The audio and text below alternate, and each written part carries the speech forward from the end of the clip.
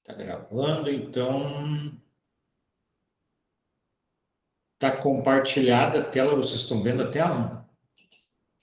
Sim, professor. Tá, então vamos lá. Nós vamos trabalhar hoje o excesso nas discriminantes, pessoal. E talvez, se der tempo, a gente entre na culpabilidade. O que é o excesso? Nós vimos que nós temos 4 excludentes da ilicitude, ou discriminantes. São elas: estado de necessidade, exercício regular de um direito, estrito cumprimento do dever legal e legítima defesa. São as 4. Nós vimos o que caracteriza cada uma delas. E elas têm um limite. Se nós ultrapassarmos aquele limite, se o agente que inicialmente agir em legítima defesa, por exemplo, ultrapassar o limite de fazer cessar a agressão injusta, por exemplo, ele vai responder pelo que ele praticou. Então, se o limite era atirar uma vez no sujeito, o sujeito parou, deu um tiro, pegou na perna, o sujeito que agredia parou, esse é o limite. Tem que parar por aí também aquele que está se defendendo. Se ele continuar atirando, ele vai responder pelo resultado, que pode ser uma morte, ou uma lesão corporal, ou tentativa de homicídio, né? Então, por exemplo, no estado de necessidade, nós vimos um caso em que o sujeito ingressa numa casa e aí ele podia recuar, fechar o portão, e ele não fazia se um cão ingressa. Ele atira no cão. Podia recuar e fechar o portão. Ele prefere atirar, responder pelo crime ambiental. Num cinema, estão assistindo um filme, alguém lá levanta um simulacro de uma metralhadora. Aí as pessoas começam a correr, se pisotear, isso é estado de necessidade. Mas aí, quem poderia sair por uma porta, prefere passar por cima das pessoas e mata as pessoas. Isso é excesso, vai responder pelo que praticar. Então, é isso que a gente vai ver hoje. Vamos, então, iniciar. Então, o excesso, ele se dá quando ultrapassa... Espera aí...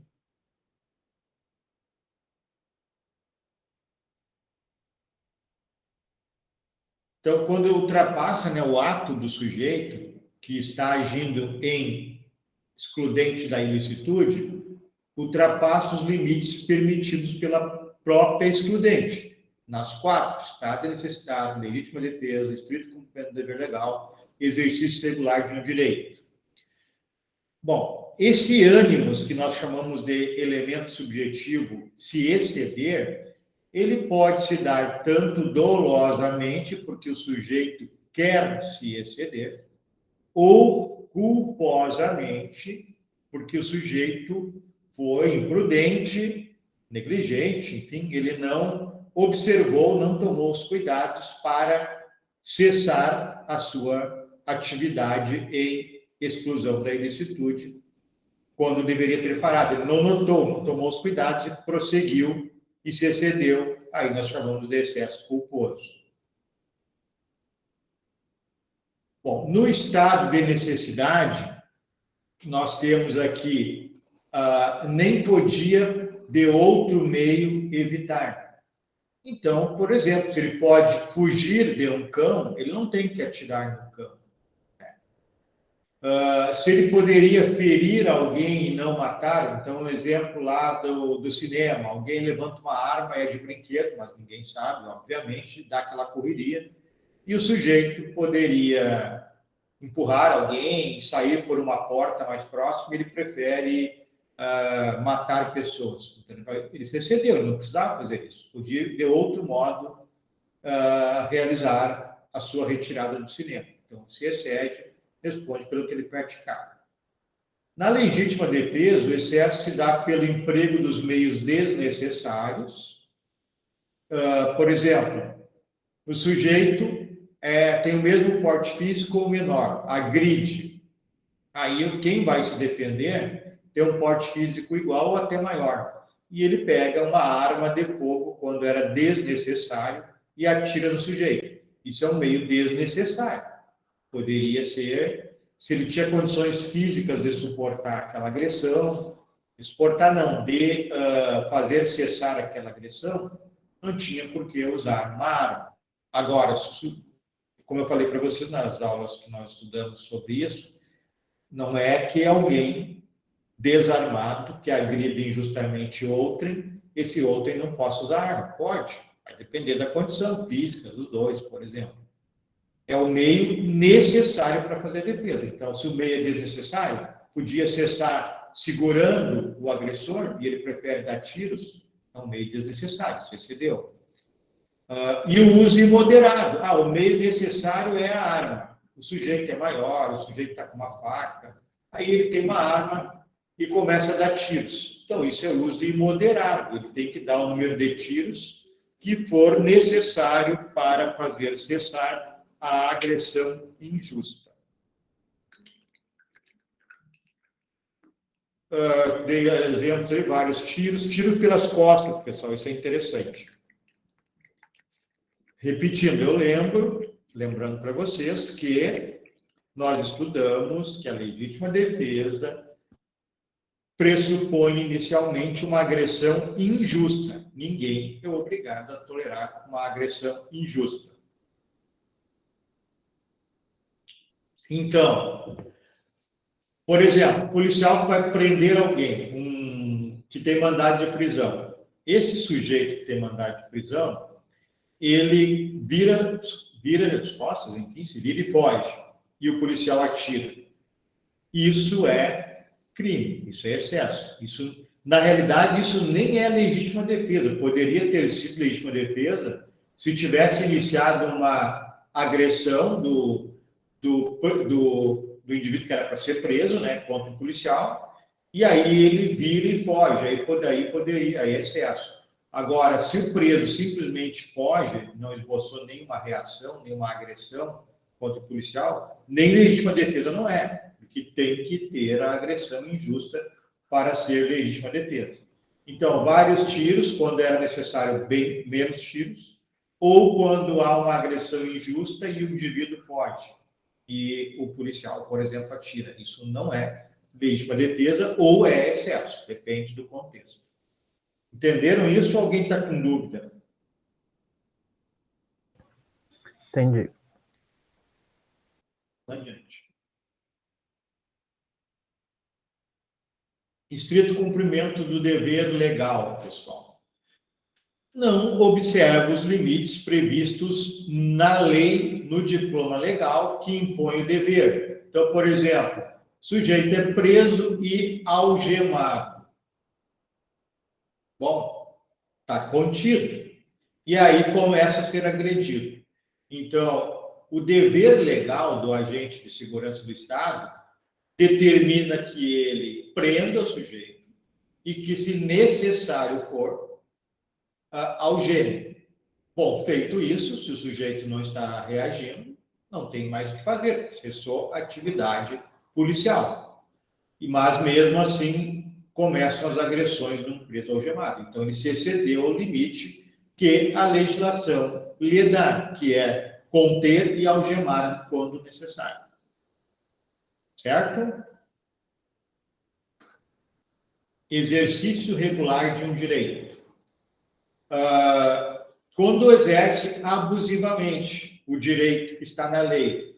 Nós falamos na aula anterior a mordida que o Mike Tyson deu na orelha do Evander Holyfield na luta de boxe. O boxe, a gente sabe que a lei autoriza, é um direito dos boxeadores agredirem o adversário. Agora, não autoriza dar uma mordida, então, é um excesso. Também falei para vocês de um caso que aconteceu aqui no Rio Grande do Sul, acho que Caxias, em que o jogador de futebol, ao disputar a bola na área, subiram para cabecear a bola, pularam, mas um jogador deu um soco na cabeça do adversário e ele ficou paraplégico. Não sei se recuperou os movimentos nos anos posteriores, mas ficou paraplégico. E isso é óbvio que não é um direito regular que o esporte autorize. Então, é excesso, vai responder pelo que praticou. Lesão corporal gravíssima. O excesso pode ser doloso, então, ou culposo. O doloso, quando o sujeito se excede voluntariamente. Aqui não há problema, não há dificuldade nenhuma. Então, o sujeito está sendo agredido, dá um tiro, ou dá uma facada, ou dá uma paulada, e era o suficiente. Parou a agressão. E ele, intencionalmente, continua, entre aspas, a se defender, que aí já não é mais defesa. Quando ultrapassou o limite de fazer cessar a agressão injusta, já deixa de ser legítima defesa. Passa a ser crime. Por isso que a gente chama de excesso. Mas, na realidade, é um crime que ele está cometendo. Então, ele está sendo agredido, deu uma paulada no agressor, cessou a agressão injusta. E ele continua dolosamente, intencionalmente. Crime doloso. O culposo, pessoal, resulta, então, da imprudência, da negligência ou da imperícia e vai responder pelo resultado a título de culpa, né? Por exemplo, o sujeito avalia mal o tamanho e a força do agressor e agride mesmo após cessar a agressão injusta. Então, ele está sendo agredido por alguém maior que ele desfere 2, 3 golpes com um pedaço de pau e já é o suficiente. Mas ele acredita que o sujeito ainda de pé continuará a agredir. Então, ele avaliou mal, foi imprudente, né? Ou ele dá um tiro em alguém que está lhe agredindo com uma faca, o sujeito para, mas continua com a faca na mão. E ele avaliou mal, achando que o sujeito ainda viria desferir facada. E não é o caso. Então, ele avaliou mal, vai responder por um homicídio ou, enfim, o resultado culposo. E existe a possibilidade do excesso exculpante, tanto quanto nós estudamos lá o estado de necessidade exculpante, que aí incide lá na culpabilidade, né? Vai excluir esse excesso.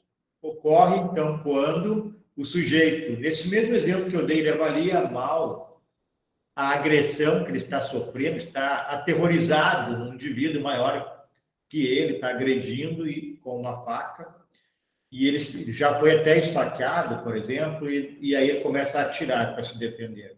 Está apavorado. E ele passa do limite, que era quando cessou a agressão do indivíduo que tinha faca. Mas ele passou por um sentimento de medo profundo que modificou a questão psicológica dele. Então, nesse caso, ele vai ser excluída. Está passando os slides? Não, não passou de vocês? Não, não passou. Não. Eu vou...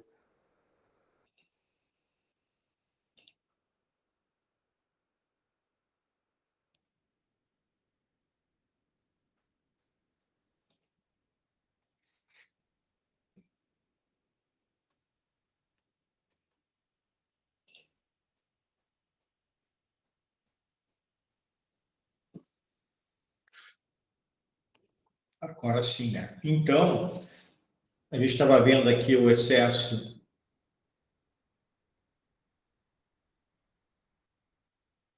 exculpante que vai incidir na imputabilidade. Então, eu falei para vocês, nesses dois casos aqui, o excesso doloso e o excesso culposo. O sujeito responde pelo delito, por dolo ou por culpa. Que ele praticou, ele responde. O resultado que vier do seu excesso. No excesso exculpante, quando o sujeito está com a sua consciência profundamente alterada, em virtude, por exemplo, do medo, aí exclui a culpabilidade, que é o próximo elemento do crime que nós veremos, por inexigibilidade de conduta diversa. Aqui a ideia é assim: na condição que estavam, ele sendo agredido por alguém mais forte, com uma faca, ele estava apavorado, não via mais nada, de tanto medo. Era exigível outra conduta? Não era inexigível outra conduta. Então, o excesso exculpante aqui se excedeu. Exemplo, matou o sujeito porque pelo excesso que praticou em virtude do medo muito forte. Não vai ser responsabilizado pelo homicídio, porque vai incidir lá na culpabilidade, terceiro elemento do crime que nós passaremos a ver a seguir. Alguma dúvida, alguma pergunta sobre isso? Tudo certo? Tão fácil assim ou ninguém entendeu nada que não sabe nem perguntar?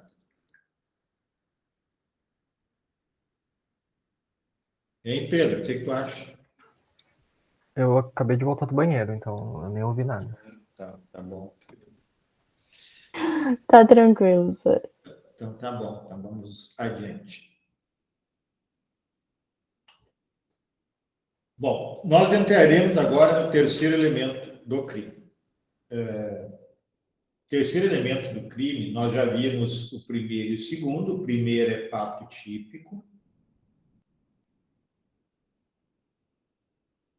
O segundo é antijurídico. E tudo que circunda esses elementos. E agora o terceiro, que é, então, a culpabilidade. Culpabilidade. Esse é o terceiro elemento. Esse terceiro elemento ele tem três subelementos, que são, ou três elementos da culpabilidade, como o quê? A imputabilidade, potencial consciência da ilicitude e exigibilidade de conduta diversa. Bom, quando nós estamos trabalhando o crime, nós primeiro vamos verificar. O fato é típico, está previsto em lei e não há nenhuma daquelas excludentes que nós vimos, como movimentos reflexos, movimentos inconscientes, força maior, princípio da adequação social. Não tem nada disso. Então, o fato é típico, está previsto em lei e não há nenhum fator de atipicidade, como o princípio da bagatela, por exemplo. Então, nós vamos para o segundo elemento. Ele é antijurídico, ele não foi praticado em legítima defesa, não foi praticado em estado de necessidade, não foi praticado em exercício regular de um direito, não foi praticado no exercício de um dever, exercício regular de um dever, não. E também não foi praticado lá na parte especial do Código Penal em alguns artigos, como 146, parágrafo 3º, eu acho que autoriza o médico a realizar cirurgia de emergência sem autorização. Não teve nada disso. Então, ele é antijurídico. Aí nós vamos para o terceiro elemento, que é a culpabilidade, para verificar se o sujeito que cometeu um fato típico, que cometeu um ato antijurídico, ele tem possibilidade de ser culpabilizado. Então, vamos lá. Primeiro é a imputabilidade. Imputabilidade significa a possibilidade de ser punido. Nós veremos por que isso, quais as possibilidades de não ser punido.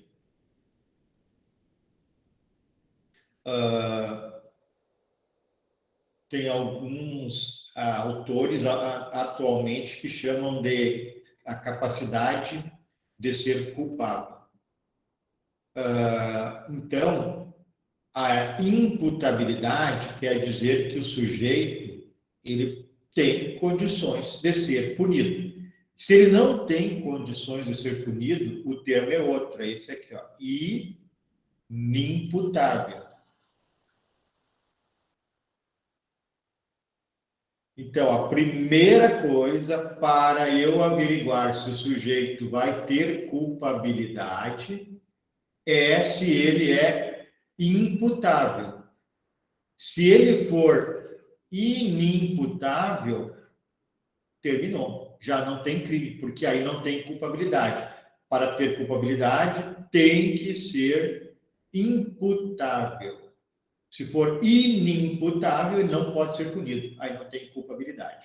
Entenderam isso? Posso ir adiante? Então, vamos lá. Pode, senhor, tranquilo. Então, nós temos causas, né, que estão no Código Penal que ausentam, né, a imputabilidade ou deixam o sujeito inimputável. Estão no artigo 26 a 29 do Código Penal.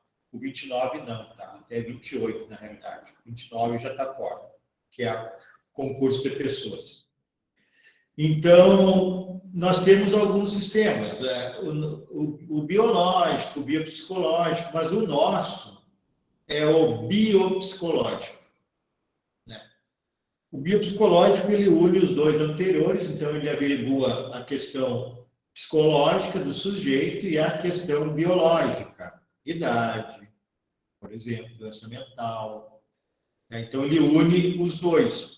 Vai se verificar, conforme o artigo 26 do Código Penal, duas etapas. Nós vamos ver em seguida. Então, o sujeito, ele é inimputável quando, diz o artigo 26, que ao tempo do fato não possuía condições de compreender o caráter ilícito do fato. Repetindo, ao tempo da ação, o sujeito não possuía condições de compreensão, de compreender, isso é a questão mental, o caráter ilícito do que ele está praticando. Então, ele pratica um ato sem compreender que o que ele está praticando é ilícito.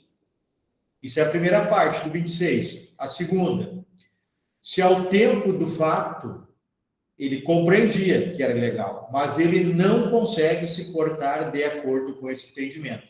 Isso é uma questão também psicológica, uma questão biológica, uma questão de sanidade mental. Temos os dois casos.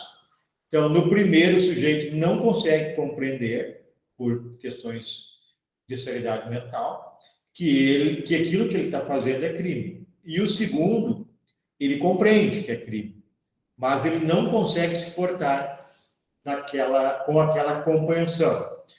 Exemplos. Há alguns anos, nós fomos, uma turma da UBRA foi visitar o Instituto Psiquiátrico Forense, em Porto Alegre, quando nós fazíamos as viagens antes da pandemia. Para quem não sabe, a gente já foi em Brasília, no STF, no STJ, Tribunal do Trabalho, Tribunal Militar, Congresso Nacional. E uma dessas viagens, nós fomos ao Instituto Psiquiátrico Forense, que é em Porto Alegre, onde estão internadas as pessoas que são consideradas inimputáveis por alguma doença mental.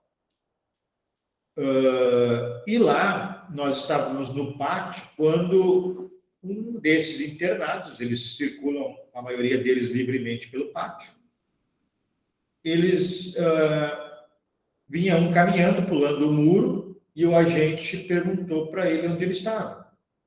E ele respondeu que ele tinha ido comprar droga na vila que tem no fundo, lá no bairro que tem no fundo do IPF. Daí, o que o agente fez? Sabendo da situação, que ele sabe, ele entende que aquilo era um crime, ou esse sujeito, esse internado, mas ele não consegue se portar, né, cumprir aquele entendimento dele. O que o agente fez?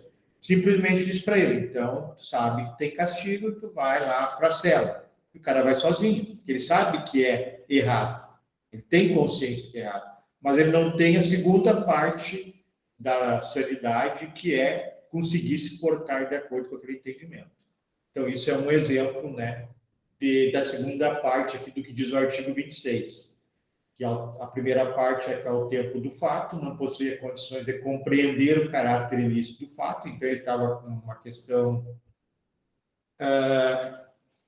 de sanidade, né, que impedia dele entender que era ilegal aquele fato, ou ele conseguia entender que era ilegal, mas ele não consegue se comportar para se portar dessa maneira. Bom, um ou outro ausente, o sujeito é inimputável, não é os dois. Um ou outro. Qualquer um deles torna o sujeito inimputável e ele é absolvido, isso se chama de absolvição imprópria, conforme o Código de Processo Penal, vocês vão aprender com o professor Robson. Ele é absolvido com o nome, como eu disse, absolvição imprópria, e o juiz determina a internação ou tratamento ambulatorial, dependendo, mas os crimes graves, a internação no Instituto Psiquiátrico Forense em Porto Alegre, como regra. Bom, esta averiguação desta inimputabilidade, ela tem que ser no momento do fato, pessoal. Então, não é antes nem depois. Se se comprovar que o sujeito que praticou um homicídio, 121, ele estava com alguma doença mental antes do dia do fato, mas nesse dia que ele estava com o entendimento do caráter ilícito do fato e com a possibilidade, tinha condições de se portar de acordo com aquele entendimento, então nesse dia ele não estava acometido de doença mental, ele vai responder pelo delito.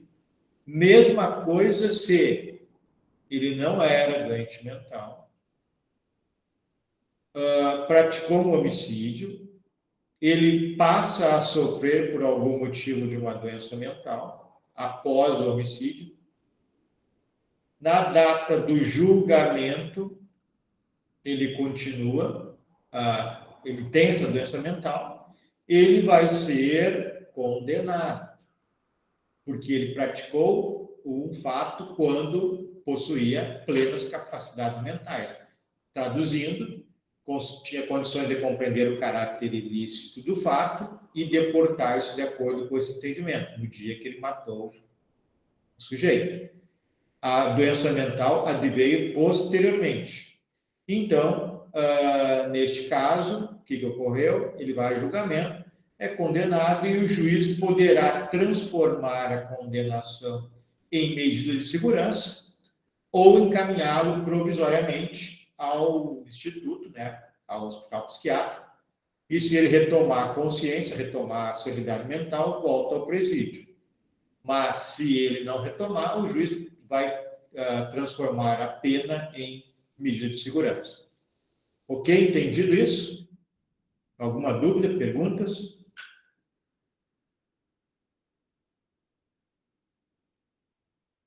Nada? Então, ok. Bom, esse é o sistema, então, do artigo 26 do Código Penal Brasileiro. E, não sei se tem depois, mas eu vou falar. O nosso sistema é chamado de vicariante. Vicariante. Por quê? Porque isso é diferente do sistema antigo, que é chamado de duplo binário. Duplo binário. O que é isso, pessoal? Vicariante é trocar um ou outro. Então, o sujeito no Brasil, a partir do ano de 1984, com a reforma do Código Penal, Lei 7.210, se não estou equivocado, 209, acho que é 210, de 1984, que faz uma alteração no Código Penal, ele retira o duplo binário, que era o quê? O juiz podia punir, por exemplo, pena privativa de liberdade, mais medida de segurança. Então, o sujeito cumpria pena privativa de liberdade e depois era encaminhado ao manicômio judicial. Então, a partir de 84, porque isso virava pena perpétua, né, pessoal? O que aconteceu? O legislador alterou o sistema, passou a ser o sistema vicariante. Ou o juiz aplica a PPL ou aplica a medida de segurança. Os dois não podem. Se o indivíduo é imputável, PPL. Se o indivíduo é inimputável, medida de segurança. Tá ok isso? Então, vamos adiante. Bom, aqui, risquem essa exceção aqui, pessoal. Não tem exceção aqui nenhuma. O critério biológico, pessoal, na realidade, se chama biológico, né? Por isso que eu coloquei a exceção aqui, mas o critério biológico está dentro desse nosso sistema, que é o indivíduo que tem 18 anos, ele é considerado, menos de 18, desculpa, ele é considerado inimputável. Por isso que eu falei aqui em exceção, né, ao critério biopsicológico, que seria um critério eminentemente biológico, ou seja, se concluiu que a idade aceitável que a pessoa está madura é 18 anos. Então, nesse caso, a partir dos 18 anos, que o sujeito é imputável e ele passará a ser processado e poderá receber uma pena. Antes disso, ele não é processado e não recebe pena. Isso está descrito no artigo 27 do Código Penal e no 228 da Constituição Federal. Está dizendo que a maioridade penal é 18 anos, tanto no 27 quanto no 228 da Constituição. 27 do Código Penal, 228 da Constituição. Bom, quem não tem 18 anos significa que não é punido? Mais ou menos isso, porque o nome não é punição. Ele é punido, mas o nome não é punição. Quem não tem 18 anos, ele, como é considerado inimputável, o que acontece com ele? Ele comete não um crime, porque quem é inimputável não pode cometer crime. Ele é inimputável, ele comete um ato infracional.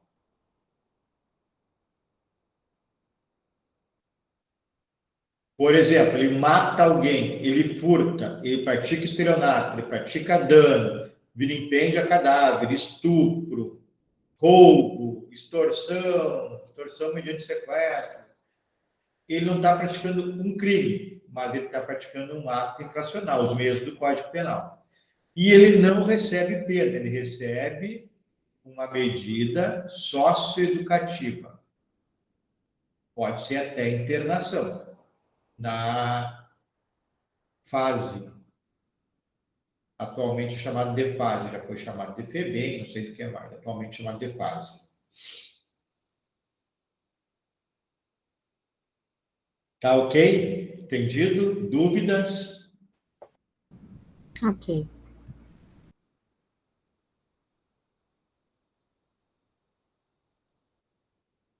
Bom, então a imputabilidade penal do sujeito depende de dois elementos que nós já estamos averiguando. O primeiro deles é o intelectivo, né? Intelecto, se ele consegue entender que é crime o que ele está praticando, ao tempo do fato conseguir entender o caráter ilícito do fato. Então, é o primeiro fenômeno, que é o intelectivo. E o segundo é o volitivo, é o domínio da vontade. Se ao tempo do fato ele conseguia entender o caráter ilícito do fato, mas ele conseguia se dominar, conseguia se portar de acordo com esse entendimento? Não conseguia. Então, ele é inimputável.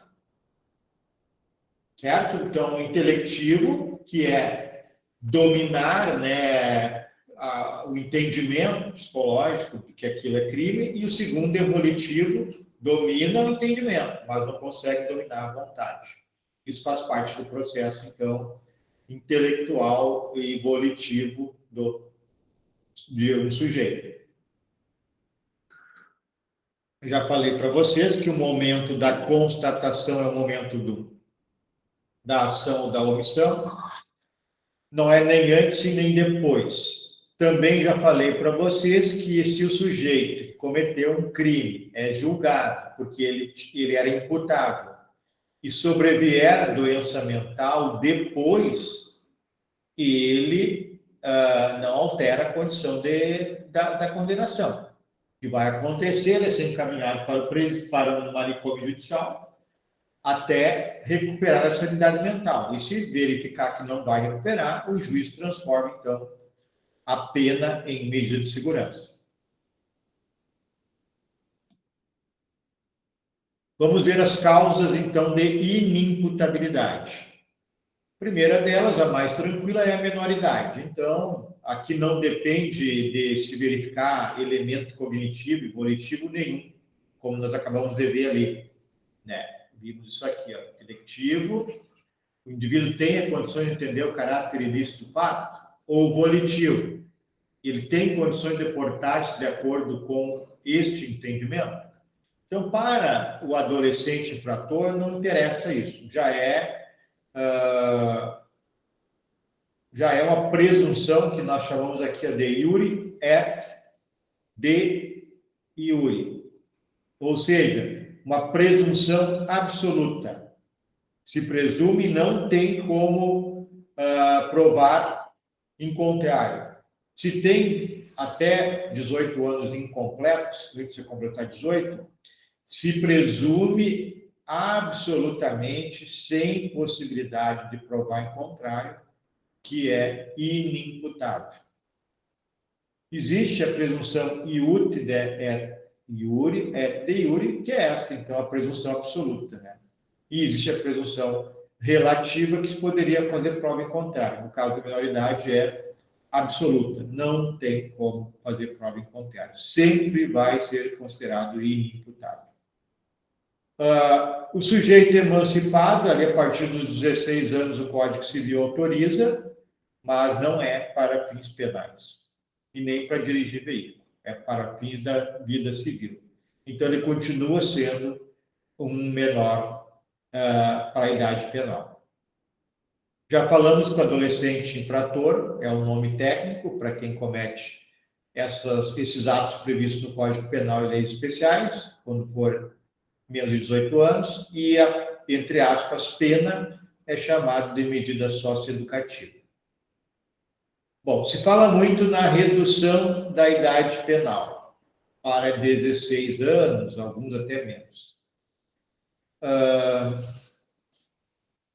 Não se sabe dizer se é possível ou não. Por quê?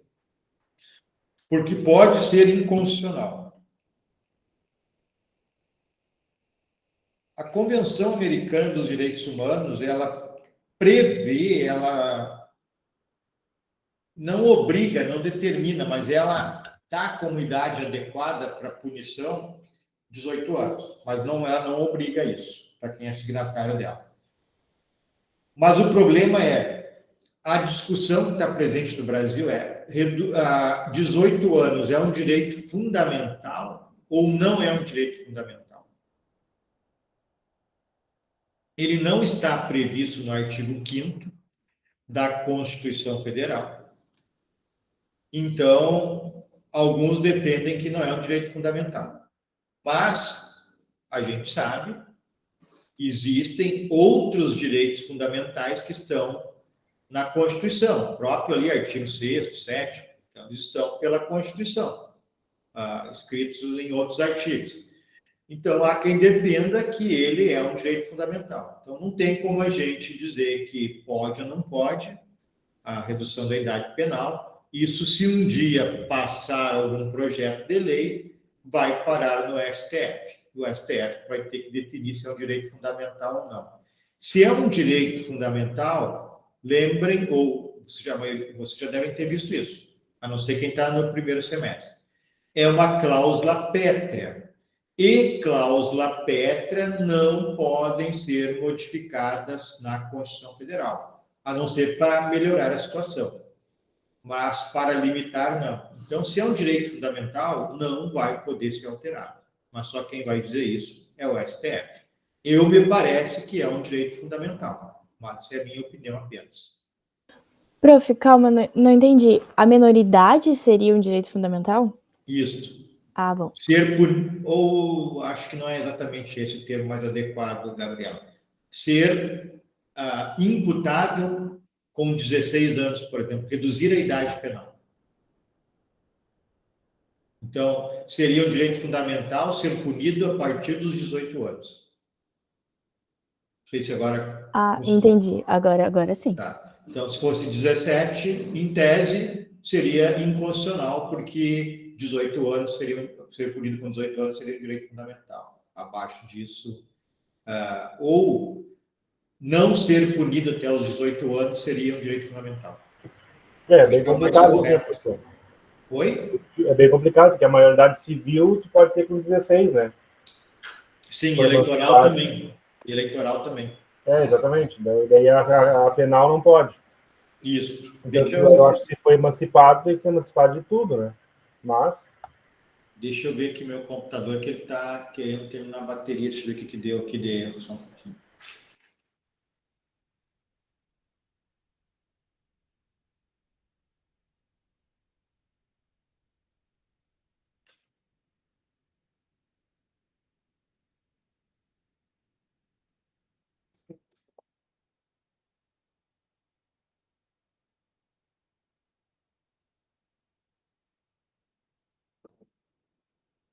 E agora eu não consigo ver nada aqui. Se ele está continuando carregando, deixa eu ver. Vou baixar um pouquinho aqui.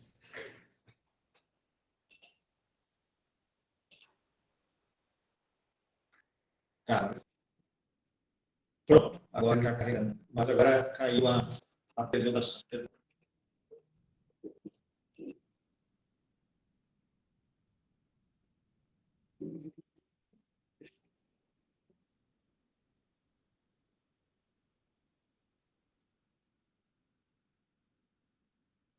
Vamos lá, ok. Tá.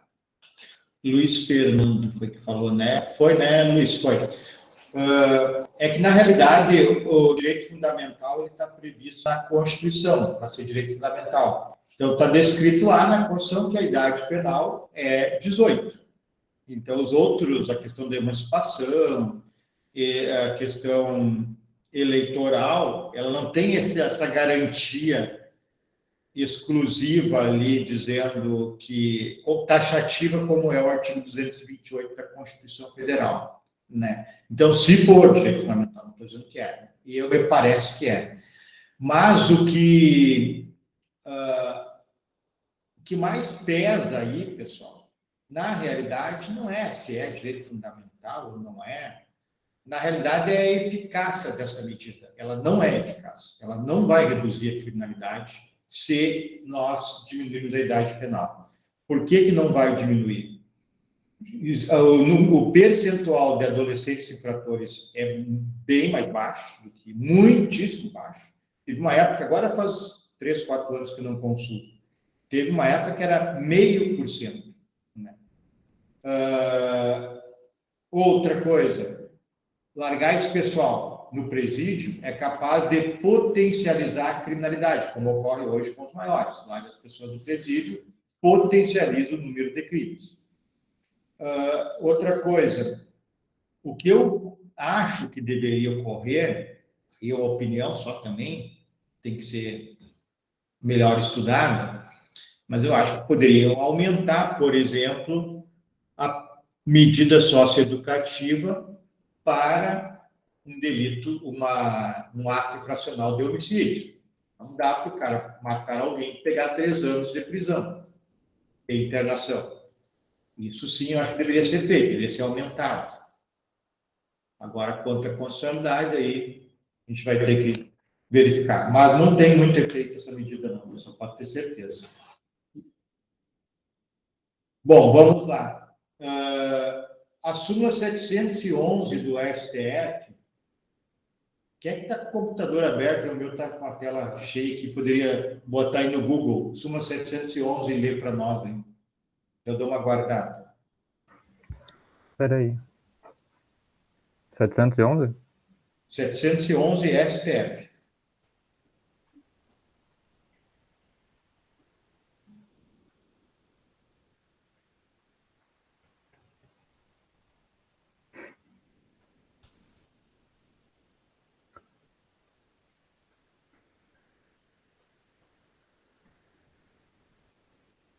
Crimes em espécie?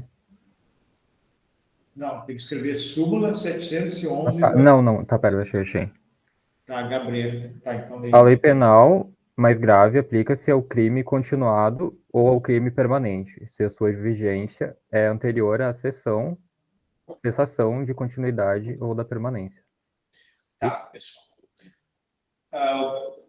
Terminou ou tem mais ainda para ler, João Pedro? Tem a jurisprudência. Não, tá bom sim. Então, isso quer dizer que a súmula 711, Ela diz que a lei mais grave é aplicável ao crime continuado, que nós estudaremos, e ao crime permanente, que nós já vimos o que é. Por exemplo, sequestro é um crime permanente. Extorsão mediante sequestro. Sequestra a pessoa e pede dinheiro como resgate. É um crime permanente. Quer dizer o quê? Foi sequestrado hoje, ficou 3 meses em cativeiro. Enquanto estiver em cativeiro, o crime está se consumando todos os dias. A consumação não é só aqui no dia que tira a liberdade. Ela se protrai no tempo. Vai consumando todos os dias até o dia em que cessar o cativeiro, seja por qual motivo for. Matar o sujeito, a polícia prender os delinquentes, enfim.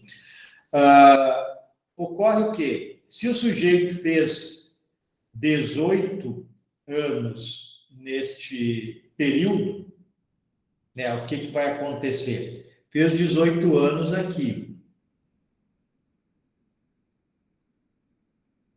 Bom, então, ele vai responder até o dia dos 18 anos, pelo que ele fez, como adolescente infrator, e depois como adulto. Então, digamos que até completar 18 anos, ele torturou.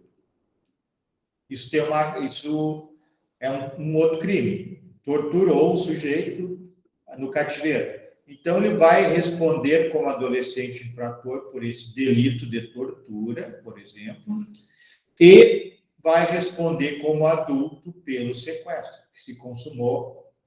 Aqui o cativeiro foi estourado, foram presos após ele completar 18 anos. Isso é o que diz a súmula 711 do STF. Tá bem entendido isso? Ou alguma Prof, dúvida? desculpa, mas eu não entendi. Vamos lá. Um adolescente com 17 anos comete o crime de sequestro, extorsão mediante sequestro. Tira a liberdade de alguém, sequestro, para pedir resgate.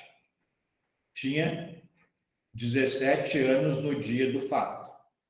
Ele levou o sujeito para o cativeiro, ficou lá 3 meses em cativeiro. Nesta data aqui, antes da polícia, vou botar aqui, prisão. No 3º mês, lá ele foi preso. Mas antes da prisão, o adolescente que cometeu o sequestro fez 18 anos. Até completar 18 anos, além do sequestro, ele cometeu crime de estupro, como está aqui. Estuprou a vítima. Prof, o senhor está escrevendo? Tom, não está Porque passando não aí. está aparecendo.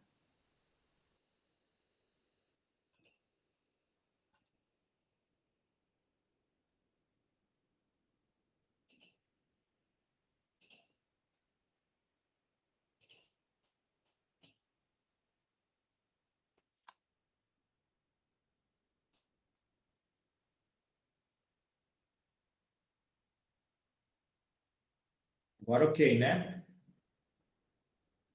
Agora sim. Tá. Então, o sujeito praticou um sequestro para pedir resgate, crime de extorsão mediante sequestro, previsto na parte especial do Código Penal. Ele tinha 17 anos, nesta data que ele tirou a liberdade da vítima. Bom, ficou 3 meses em cativeiro quando foi preso. 3 meses. Só que quando ele foi preso, ele tinha completado 18 anos. Há alguns dias já, 15, 20, 30 dias, não interessa quantos. Quando ele foi preso, ele já tinha 18 anos, que ele fez alguns dias antes. Bom, nesse período, lembrando que o sequestro é um crime permanente, que está se consumando todos os dias até o dia que cessa o crime, que foi o dia da prisão, aqui. Então, nesse período que esteve em cativeiro, ele estuprou a vítima, e ele era adolescente ainda, não tinha 18 anos. E foi preso depois que fez os 18 anos. Então, ele vai responder pelo estupro como adolescente infrator, porque ele tinha 17 anos, e como ele fez 18 anos e o crime de sequestro é permanente continuou se consumando até o dia da prisão, responde pelo sequestro como adulto, mas pelo estupro como adolescente infrator. Conseguiram entender agora? Agora sim, senhor. Tá bem, então. Nenhuma dúvida sobre isso? E como acontece essa mudança, assim, para onde ele estava num lugar que era para adolescente. Falando Daí, na questão do, entre aspas, encarceramento, sim, o adolescente infrator ele pode ir à fase, ser internado, lá até os 21 anos. Então, nesse nosso exemplo, ele foi com 18, ele vai ir para a fase e depois vai para o presídio.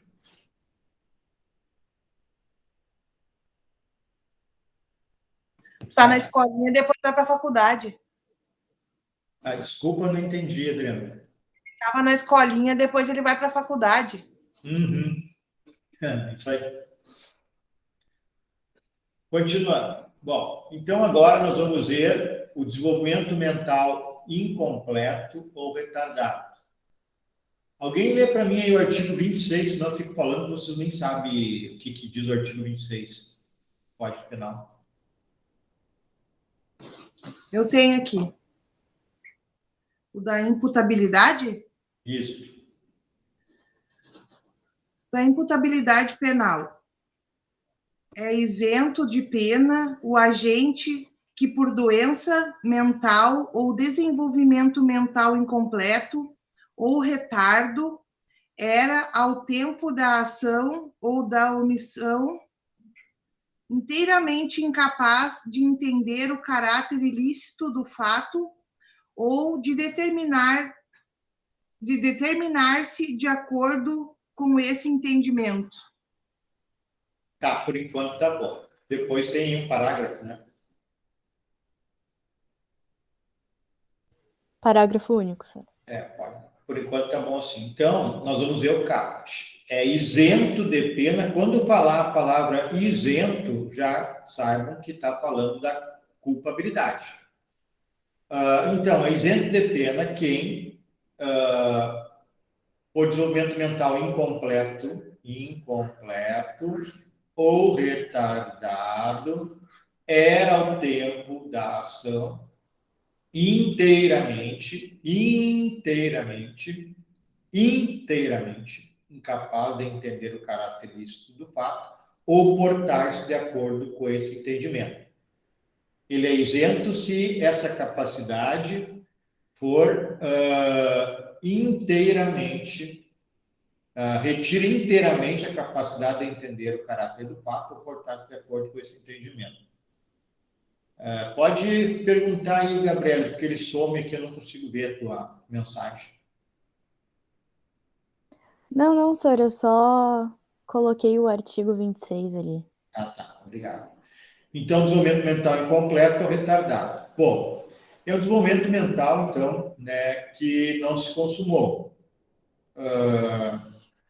Por exemplo, surdos, mudos, silvícolas. Surdos, mudos, tudo, e os índios também, pessoal, silvícolas, vai depender do grau de adaptabilidade. Os nossos índios aqui de Cachoeira são imputáveis. A gente está falando aqui de índios lá que moram na Amazônia e nunca se relacionaram com a civilização. Eles não sabem o que é proibido e o que não é proibido. Tem tribos lá que a gente sabe que nunca teve contato com o ser humano. Com o ser humano, entre aspas, com o homem na cidade. E os surdos mudos, se eles não tiverem condições nenhuma também de entendimento, porque não conseguem compreender, escolher, ouvir, né, para entender, para compreender, não aprenderam a ler, nesse caso é possível também que sejam isentos de pena. E o desenvolvimento mental retardado é doenças mentais, né? Não atingiu maturidade psíquica. Alguns falam, o sujeito tem 30 anos, mas ele é doente mental, tem uma idade mental de 8 anos. É isso. Então, são doenças mentais. Então, repetindo, se o desenvolvimento mental for incompleto, é porque não completou esse desenvolvimento. por questões culturais, por exemplo, como os índios, por questões culturais, não compreender, não entender, não estudar, como surdos mudos. E o desenvolvimento mental retardado, ele tem a ver com as doenças mentais. O sujeito não consegue compreender o caráter ilícito da conduta ou portar-se de acordo com esse entendimento inteiramente, como aqui em cima também, nesse exemplo aqui. Então, ele é inimputável. Entenderam essa parte, pessoal? Nessa primeira parte que de surdos, mudos e silvícolas, ela mudou bastante. É difícil de conseguir encontrar surdo, mudo e inimputável. Hoje em dia eles têm condições de compreensão, né? Então vai ser bem difícil encontrar alguém que seja inteiramente capaz de compreender o caráter ilícito do fato ou portar-se de acordo com esse entendimento. Os índios, a maioria, é a mesma coisa. E aqui, sim, desenvolvimento mental retardado ligado às doenças mentais vai ser o mais comum, né, pessoal, para se tornar inimputável.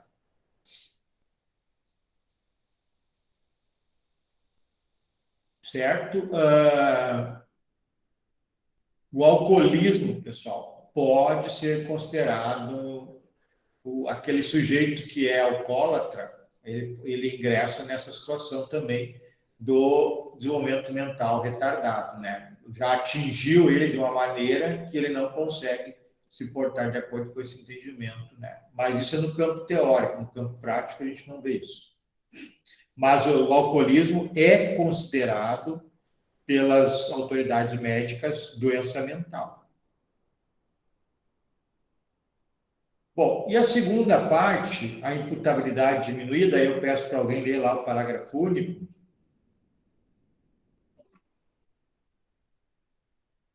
Do 26.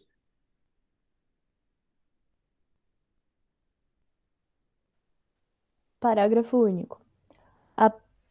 A pena pode ser reduzida de 1 a 2/3 se o agente, em virtude de perturbação de saúde mental ou por desenvolvimento mental incompleto ou retardado, não era inteiramente capaz de entender o caráter ilícito do fato ou de determinar-se de acordo com esse entendimento. Olha só a diferença.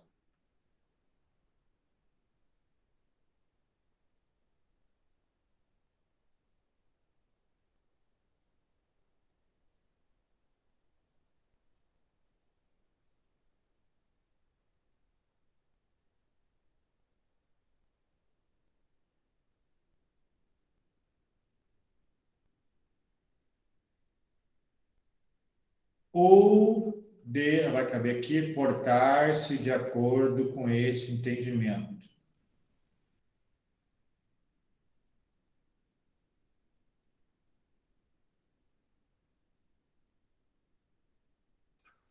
Certo? Então, é uma questão aqui que ele tem alguma consciência, alguma sanidade. Ele não era inteiramente incapaz. No outro, ele é inteiramente incapaz. Aqui, ele não é inteiramente incapaz de entender o caráter ilícito do fato ou de portar-se de acordo com esse entendimento. Então, essa incapacidade, como é reduzida, ela não elimina a possibilidade de compreender o caráter ilícito do fato ou de portar-se de acordo com esse entendimento. Então, nesse caso, o sujeito vai ter a imputabilidade diminuída, que chamamos. Ele vai ser considerado imputável, mas vai ter uma diminuição de pena, conforme prevê o parágrafo único do Código Penal. Então, se ele era inteiramente incapaz de compreender o caráter ilícito do fato ou portar-se de acordo com esse entendimento, ele será isento de pena. Agora, se ele não era inteiramente incapaz, ele era parcialmente capaz de entender o caráter ilícito do fato ou portar-se de acordo com esse entendimento, ele terá uma redução de pena. Certo? Ou dúvidas? Ninguém pergunta nada, então vou adiante. Já falamos aqui dos adolescentes, respondem pelo ECA. questão da absolvição imprópria, já falei para vocês. Então, o sujeito que é...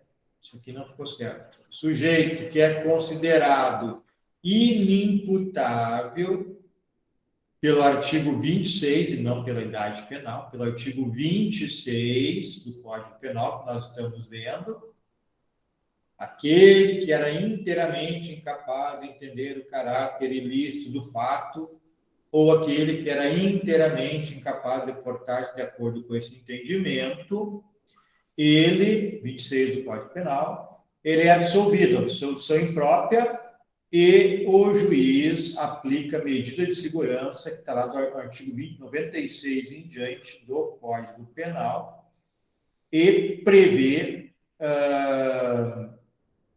lá uma internação ou tratamento ambulatorial, dependendo do crime. Vocês vão estudar isso aqui em teoria da pena.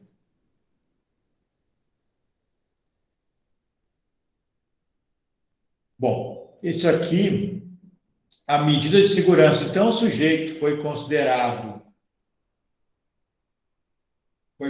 inimputável por não compreender inteiramente o caráter ilícito do fato, ou portar-se de acordo com esse entendimento. Então, ou seja, um exemplo, doente mental. Mas ele mata alguém em legítima defesa, por exemplo, não é porque ele não compreende o que ele fez, ou ele não consegue se portar de acordo com esse entendimento do crime de matar alguém, que ele vai ser internado. Se ele praticou legítima defesa, ele não vai ser punido, mesmo que ele seja imputável e mesmo que seja inimputável. Se ele praticou legítima defesa, estado de necessidade, estrito cumprimento do dever legal, exercício regular de direito, ele não vai receber a medida de segurança, tanto quanto o imputável não recebe a pena. Aqui a gente já viu os efeitos da inimputabilidade, redução, se for imputável, inteiramente incapaz, né, de entender o caráter ilícito do fato, ou de portar-se de acordo com esse entendimento, é isento de pena. Mas se ele for parcialmente, redução da pena. Ok. Alguma pergunta? Nada? Então, vamos fazer o seguinte, deixa eu puxar para cá esse negócio. Eu vou... todo mundo entendeu? Ninguém está com dúvida? Foi suficiente para a compreensão de vocês? Sim? Então tá. Então, vamos fazer um negócio, vamos tentar ver se dá certo. Deixa eu ver como é que está a nossa enquete. 9 votos. Nós somos 11 agora de novo. Então, já a gente saiu. Tá. Vou encerrar isso aqui.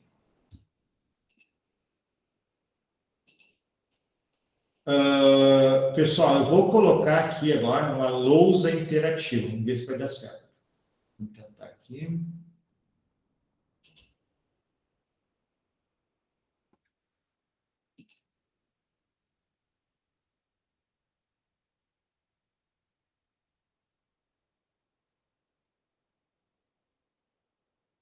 Tá. Algumas pessoas precisam de acesso ao arquivo. Compartilhar, editar.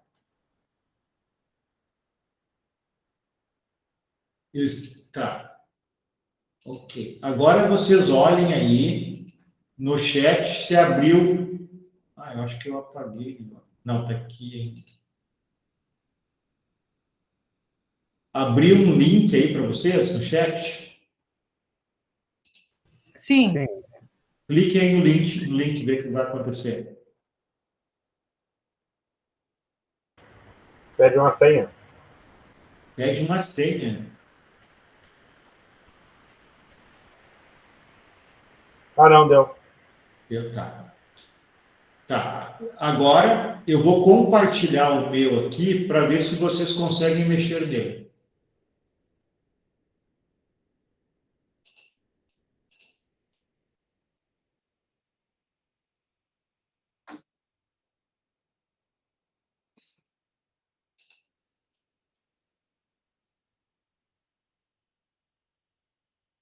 Deixa eu colocar um negócio aqui só um pouquinho. Cadê o link? Está aqui.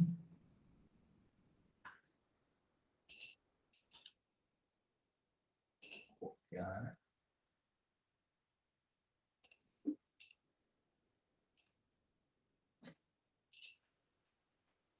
Ficou azul esse negócio aí? Sim, ficou. Não era para ter ficado, mas tudo bem.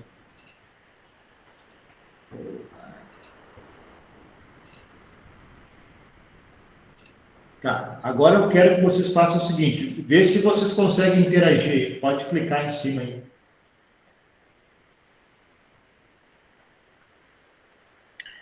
Professor, eu estou pelo celular. Aparece que eu tenho que baixar um aplicativo. Tá, acho que não dá pelo celular, então fica assistindo dentro. Tá, deu certo. Tá, o que eu quero que vocês façam? Copiem esse link aí, abram ele, é bem curtinho, e leiam esse artigo aí. É bem curtinho. Eu vou botar esse link no chat para vocês lerem. Depois a gente vai voltar para fazer uma pequena tarefa. Para a gente trabalhar junto. Vou botar esse link no chat. Aí vocês cliquem e leiam. Ele é bem curtinho. 3 minutinhos vocês conseguem ler. Foi para aí, né?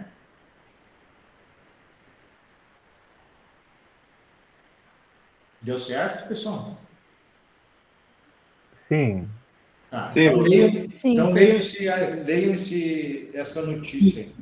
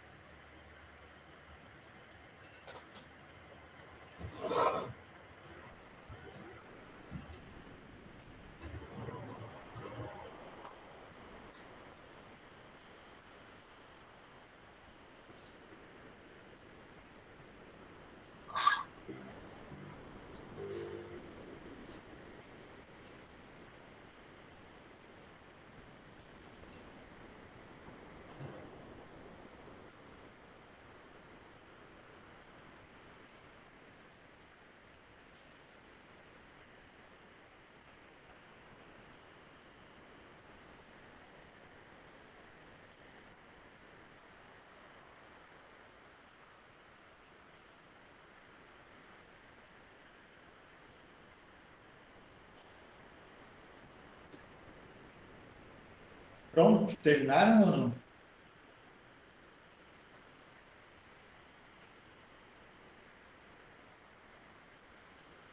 Eu terminei. Também. Que horror, eu também. Tá bom. Então, agora eu quero que vocês façam o seguinte. Olha o que eu vou fazer aqui e aí vocês vão fazer a mesma coisa. Vocês vão vir aqui, estão vendo aqui?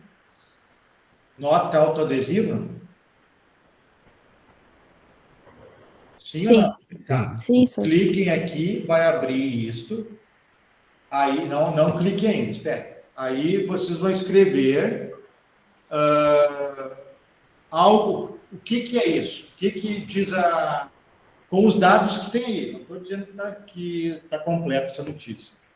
Se isso é princípio da insignificância, se acham que é, ou se acham que é estado de necessidade, aí escreva. Escreveu, vamos botar aqui exemplo, estado de necessidade. Aí dá um salvar, aí clica de novo aqui do lado, sai, ó, aí arrasta para o cantinho. E aí vamos colocando. Se acha que é princípio de insignificância, se é estado de necessidade, se tem na conduta, o que a mulher fez, subtraiu, nem lembro o que ela subtraiu aí, aí coloca, subtraiu isso. Se tem reiteração na conduta dela, se tem reincidência, cada um coloca o que vier na cabeça aí de tudo que nós estudamos até agora. Pode começar.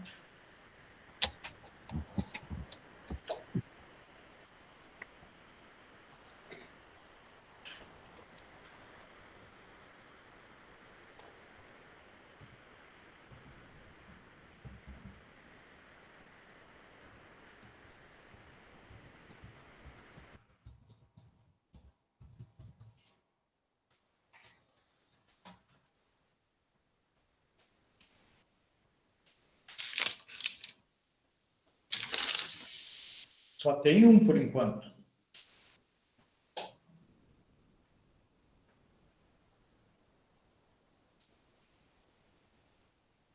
Tem reiteração, tem reincidência, pode ser estado de necessidade. O que ela fez? Eu não estou conseguindo acessar, professor. Não? Não. Ninguém está conseguindo? Dá para fazer isso pelo celular? Eu escrevi, senhor. Pelo celular, não. A Gabriela escreveu o princípio da insignificância, Gabriela. Isso. Tá, quem mais aí que não está por celular?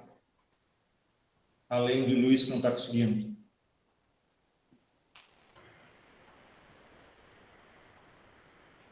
Eu clico ali e diz que você precisa do acesso. Eu solicito acesso, isso vai me enviar por e-mail, mas não. O arquivo não chega nada. Me dá o teu e-mail, Luiz, espera que está abrindo aqui. Manda o teu Gmail. É LFMC. LS. Não, F. F. M. M. C. C de casa? Isso. 548 @ redeubra.br.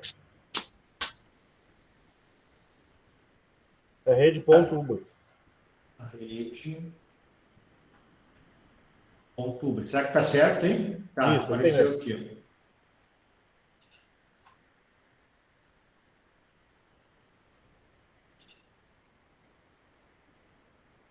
Tá, acho que tu vai conseguir agora.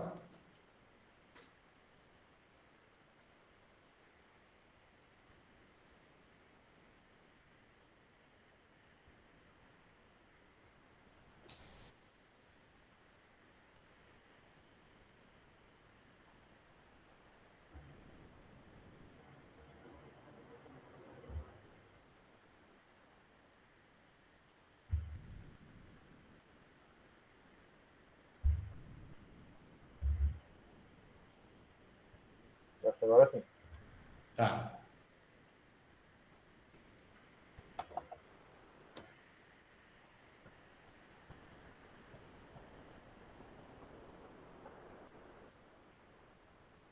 O que mais? Tem só 3 aí. Mexe aí, que eu estou gravando isso. Vai mexendo, mexe um pouco de novo qualquer um aí que eu estou gravando. Aí, isso aí. Pode mexer um pouquinho mais 5 segundos. Tá, peraí. Eu falei, deu tudo errado. Vai mexendo. Vou gravar de novo, aí vocês mexam aí para mim. Tá, vou começar a gravar e vocês mexam aí nos bloquinhos.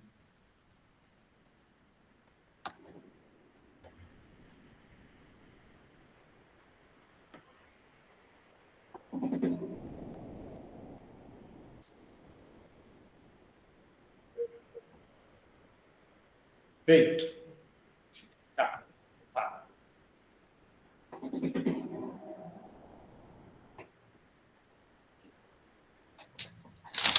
Não, vou fazer uma balbúrdia aqui também.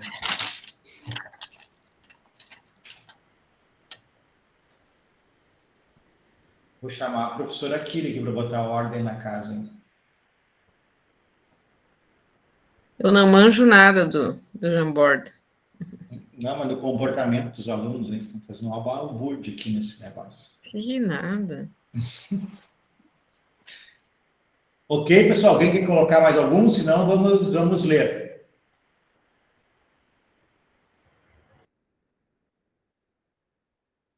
Então, vocês me ouvem bem?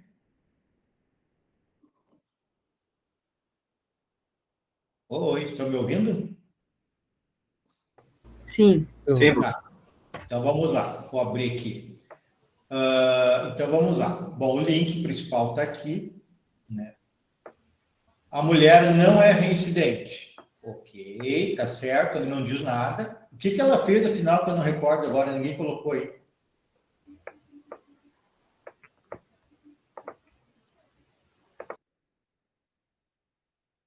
Alguém pode me dizer o que ela fez? Ela roubou um refrigerante, um pacote de massa, miojo e um suco em pó. Tá. Na realidade, o delito é furto. Tá. Então, ela não tem nenhum dado de reincidência. Ela alega motivos de necessidade e fome, tem filhos pequenos, tá ok. Ela é primária, tá ok, não diz nada ao contrário. Furtou por estado de necessidade, furtou 2 miojos, refrigerante, 600 ml e um pacote de suco, tá. Mãe de 5 filhos, ok. E ninguém colocou o que a juíza argumentou para manter a prisão nesse caso aqui.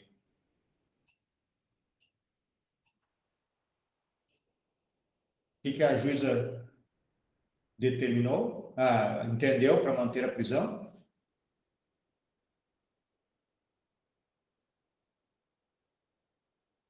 Ninguém lembra? Eu vou colocar aqui. Garantir a ordem pública. Isso aí. Está aqui. Deixa eu alterar aqui, que depois eu vou tirar uma foto. Tá, me ajudem aí. Prisão em flagrante e preventiva por furto de alimento. É isso, né? Manteve a prisão, converteu a prisão em flagrante e preventiva por furto de alimentos. É isso, né? Tá certo? Isso, senhor. Tá. Não, Então, não sei. Calma. sim ou não? Alguém mais lembra?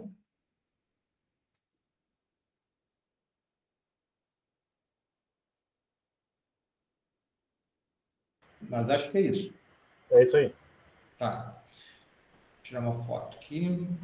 Depois eu boto lá nas redes sociais, vocês podem puxar lá, quem quiser guardar o trabalho de vocês. Então, vamos lá. Vamos analisar para a gente encerrar a aula. Prisão em flagrante, porque ela tinha subtraído aqui, ó,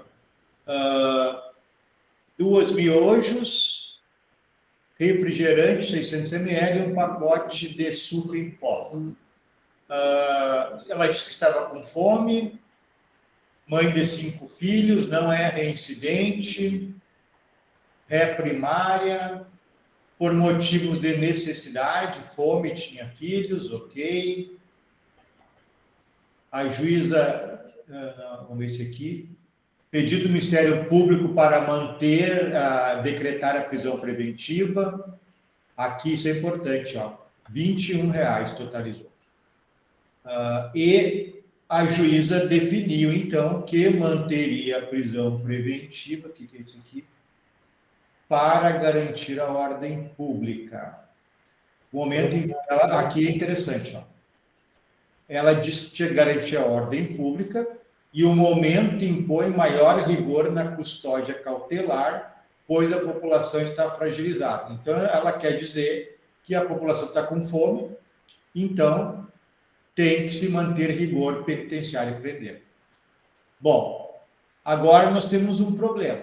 Essa decisão, obviamente, vai ser cassada, isso não tem nenhuma dúvida. Agora, o problema é princípio da insignificância ou estado da necessidade? Quem é que quer falar?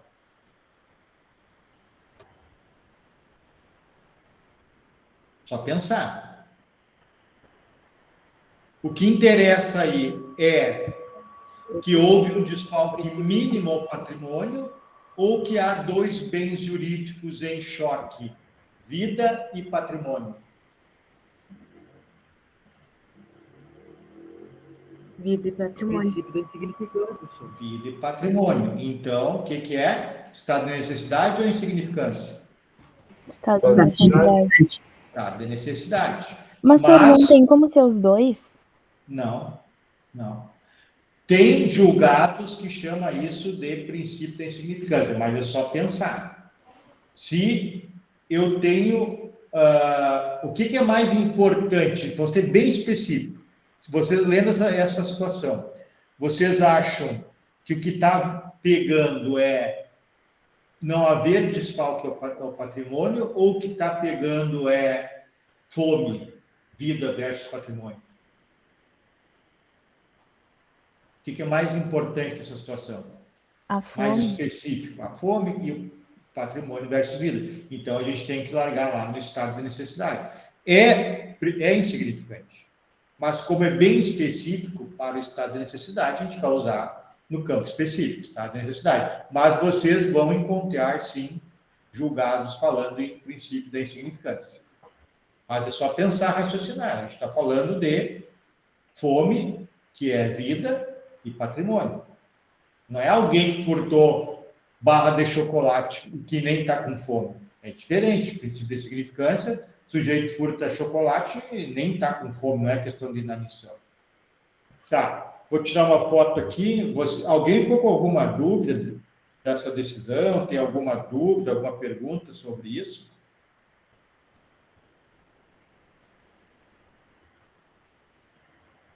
Alguém concorda com a decisão da juíza? Pode ser honesto, não tem problema nenhum. Não. Não. Eu li a reportagem no outro site, na Globo.com, e lá a juíza eles alegam que a juíza que ela é reincidente, né? Por isso que ela não poderia ser de... Entendo, Luiz, mas vamos fazer uma outra análise, ó. Vamos pensar. Se eu subtraio... Disse que é uma das pessoas... Pode falar. Pode falar. Bom, vamos lá. Se o sujeito subtrai, não estando com fome, chocolate, ele é reincidente, ok, tá certo?